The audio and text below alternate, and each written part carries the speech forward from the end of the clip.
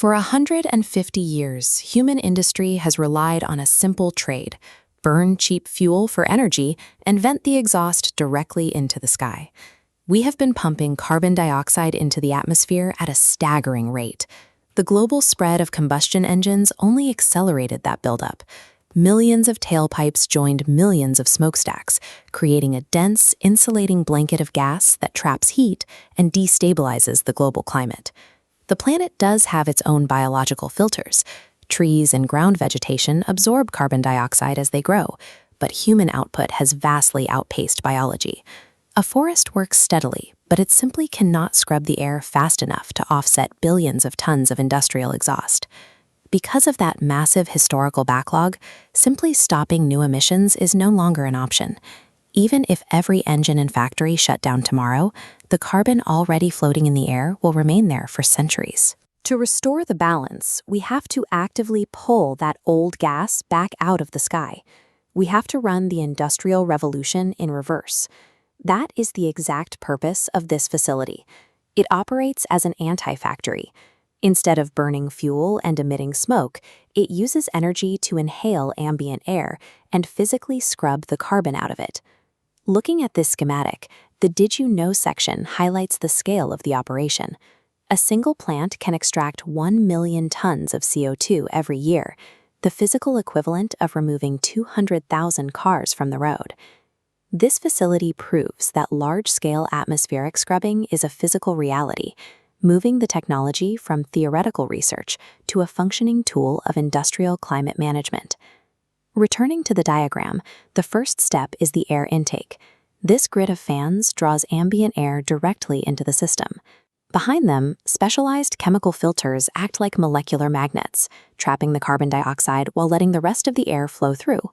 This animation illustrates the microscopic process. The filter material is chemically designed to recognize and lock onto the exact geometric shape of a carbon dioxide molecule, catching it while ignoring everything else. Once those filters are completely saturated with trapped carbon, they are robotically transferred into heavily sealed isolation chambers. Inside those towering silver heating silos shown on the diagram, the system applies extreme heat, around 100 degrees Celsius. That temperature breaks the chemical bonds between the filter and the molecules, releasing a steady stream of pure CO2 gas. Plucking a highly dilute, invisible gas out of thin air and isolating it is the hardest part of the entire process.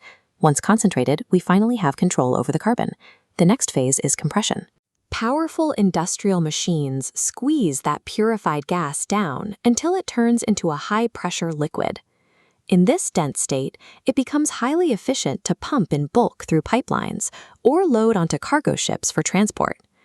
Dedicated piping systems, built strictly to move pure carbon dioxide safely across long distances, are already being deployed as part of a specialized infrastructure network. But there is an obvious paradox here.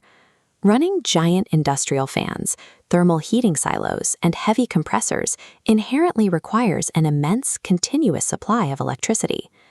If you power an anti-factory by burning coal, you defeat the entire purpose. That is why these plants are strictly integrated with massive renewable energy grids, like sprawling solar arrays, ensuring the operation remains deeply carbon negative. Planetary engineering demands rigorous accounting. We cannot rely on fossil fuels to run the very machines built to clean up fossil fuels. Following the final stage of the diagram, the liquid CO2 reaches the end of its journey. It is aggressively pumped down a vertical injection well, pushed more than a mile deep underground.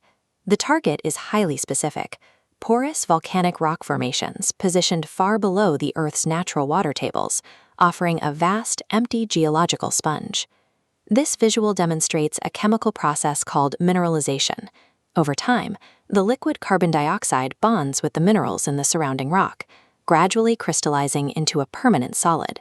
The airborne pollution that caused the crisis is literally converted into stone and locked away for thousands of years. While the initial investment for these facilities remains high, the technology has transitioned from pilot programs into a standardized industrial architecture ready for global deployment. Combining deep emission cuts with a global network of these facilities offers a tangible pathway to eventually lower the atmospheric concentration of greenhouse gases.